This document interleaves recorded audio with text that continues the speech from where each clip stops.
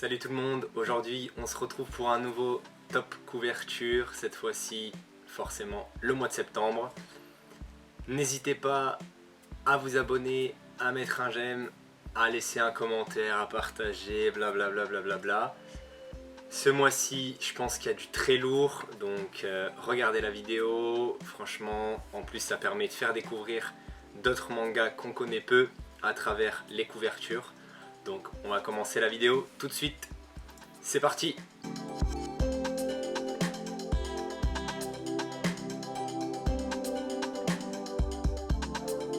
À la 15e place, Arte, tome 14. Alors j'ai galéré à trouver la couverture parce que je sais pas pourquoi sur mon PC, impossible de la trouver, sur mon téléphone, juste ici, oui. Donc j'espère que je vais pouvoir l'envoyer sur mon PC pour pouvoir vous la montrer. Mais je la trouve vraiment très simple, elle est là, l'héroïne elle se tient droite en attendant je ne sais quoi avec un petit air assez joyeuse, elle est assez contente, elle est assez heureuse. Donc j'ai bien kiffé cette petite couverture. En plus j'aime les habits d'époque, je la trouve stylée. Donc pour commencer stop, une petite couverture de Arte, c'est pas mal. À la 14e place, le tome 8 de Rania Crimson. Franchement, la couverture, je la kiffe. J'aime souvent moi ce duo noir-or ou noir-jaune. Et là, franchement, ça fonctionne parfaitement bien. En plus, le protagoniste, il a l'air vraiment d'être énervé. Je sais pas si c'est un méchant, un ennemi, quelqu'un qui veut du mal. Honnêtement je sais pas, mais il a l'air vraiment énervé, faut pas trop l'embêter. Et ça me donne envie de lire. Donc franchement j'ai kiffé cette couverture, donc je vous la partage, elle est très jolie. Le tome 5 de My Hero Academia, les dossiers secrets, en 13e position. J'ai bien aimé cette couverture, sachant que je connais pas mal l'univers de My Hero Academia. J'ai aimé cet esprit collectif, cet esprit de classe, de camaraderie qu'on peut retrouver à travers cette couverture. Franchement je l'ai trouvé bien sympathique, donc bon voilà, je l'ai mis en 13e position. Elle est cool, elle respire la gentillesse, même si on sait que j'ai oublié son nom. Je vais pas envie de dire une connerie, mais celui qui est en bas à droite, il est toujours vénère, donc ça me fait bien rire. Il y a à part de la classe, mais on connaît son importance, on connaît tous son importance. Donc voilà, j'ai bien aimé, donc un petit top 13 pour cette petite couve. À la 12e place, alors je vais bien le lire, Deep Sea Aquarium Magmel. Désolé, je voulais pas foirer le nom. Le tome 6, franchement bien sympa, la couverture je l'aime beaucoup. Elle me fait un peu penser à de la rêverie parce qu'il n'a pas l'air d'être justement dans de l'eau. On a l'impression qu'il flotte dans l'air et c'est la nuit. Et donc du coup j'aime beaucoup parce que ça veut dire aussi que les poissons flottent. Et du coup ça crée tout un univers assez merveilleux, assez fantasy, que je pense qu'il peut me plaire. Le personnage en plus, il est assez cool, il est pareil, il est content, donc j'aime quand les mecs en fait moi j'ai un problème, soit ils sont vénères, j'aime bien, soit ils sont contents, j'aime bien, mais en tout cas là j'aime bien. Alors après je sais pas ce qu'il va faire avec son couteau, s'il va faire de la charpie ou s'il va les défendre, mais charpie, mot pareil qu'on n'a pas utilisé depuis 1980, et donc voilà, j'aime beaucoup cette couverture, encore une fois, elle est très belle. De toute façon je le dis tout le temps, ça sert à rien que je sorte cette phrase, mais je m'en fous. À la 11e place, Shirayuki aux cheveux rouges, donc le tome 23. Il y a 5 minutes avant de tourner cette vidéo, j'étais exactement comme lui, posé, pas en tailleur parce que j'ai pas une table à manger très basse comme les japonais, je bouffe pas en tailleur, je trouve ça un peu chiant, à part quand on fait un pique-nique, je raconte ma vie, on s'en fout. Mais j'aime beaucoup cette couverture, très paisible, très simple, très sobre. Vous savez que j'aime ça. Franchement, ça me donne envie de lire cette œuvre, de lire ce manga-là. Je sais pas du tout de quoi ça parle, mais ça m'intrigue pas mal. Ça a l'air un peu spécial. Ça a l'air, enfin, je sais pas, peut-être on voyage dans le temps, ou je sais pas trop avec cette montre goussée qu'il y a derrière lui. Mais j'ai bien kiffé, donc voilà. On entre dans le top 10 avec une couverture un peu sexy, je dirais. Hitman, les coulisses du manga, le tome 7. J'ai bien kiffé la couverture. J'ai bien kiffé la bibliothèque qu'il y a derrière. J'ai bien kiffé son cul. Non, je rigole. Franchement, je sais pas, j'aime beaucoup. Enfin, l'héroïne qu'il y a dessus. Enfin, je sais pas si elle est héroïne, mais je pense qu'il y a dessus. Elle est vraiment très charismatique. Elle fait vraiment femme fatale. Donc, j'ai bien kiffé cette couverture. Voilà, j'ai rien d'autre à dire à part la blague que je voulais faire. Donc, voilà, on va passer à la suivante. En numéro 9, Okami Rise, tome 1. J'aime beaucoup cette couverture. Il y a beaucoup de personnages dessus, donc pour un tome 1, je trouve ça vraiment pas mal, parce que on peut déjà apercevoir ou entrevoir ce qui va se passer dans le tome, avec sûrement beaucoup d'action. Ça c'est pareil, hein. Moi si je lis ça et que derrière je dors, j'arrête tout de suite le manga. Je demande à mon libraire de me faire rembourser, parce que ça serait vraiment une grosse arnaque. Mais j'aime beaucoup. En plus j'aime beaucoup parce que les personnages, ils ont l'air d'avoir des spécificités physiques un peu spéciales.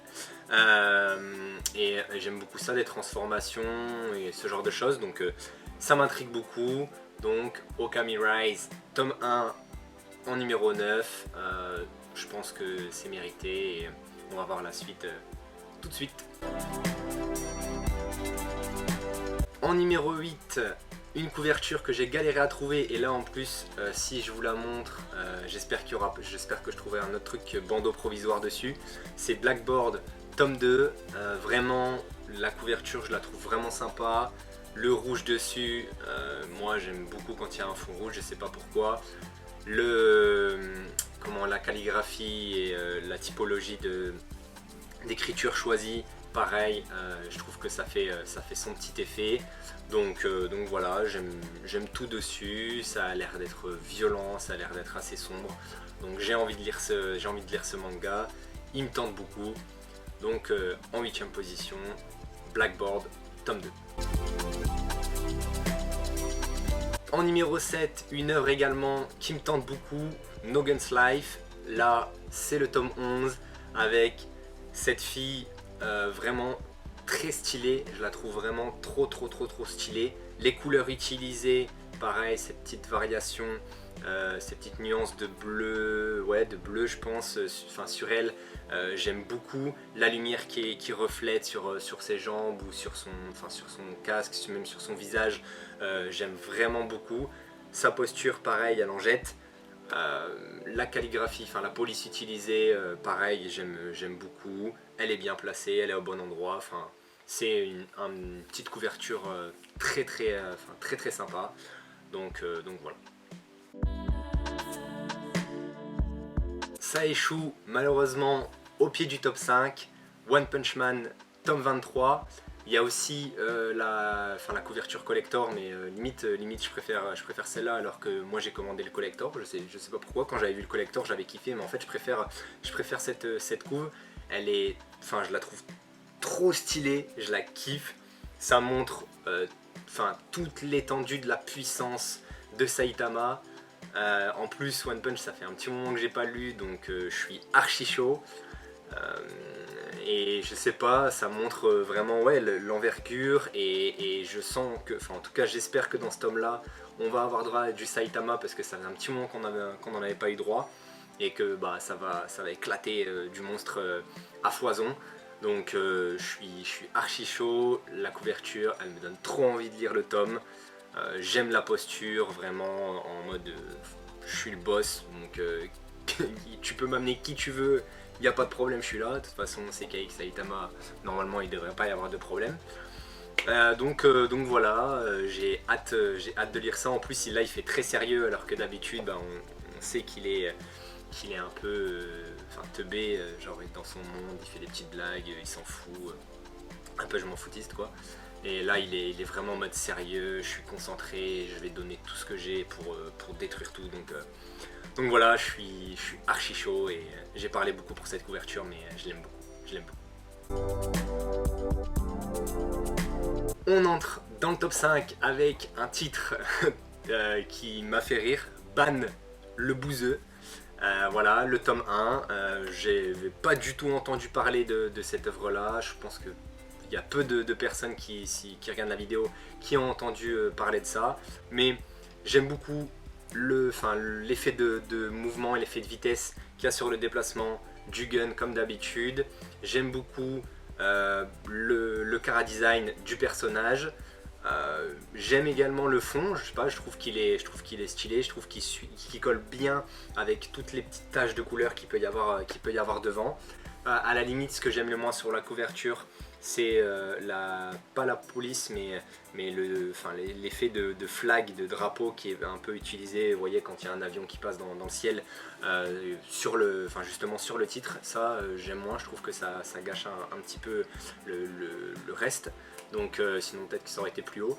Mais voilà, j'aime beaucoup cette couverture. Donc en numéro 5, Ban le bouseux.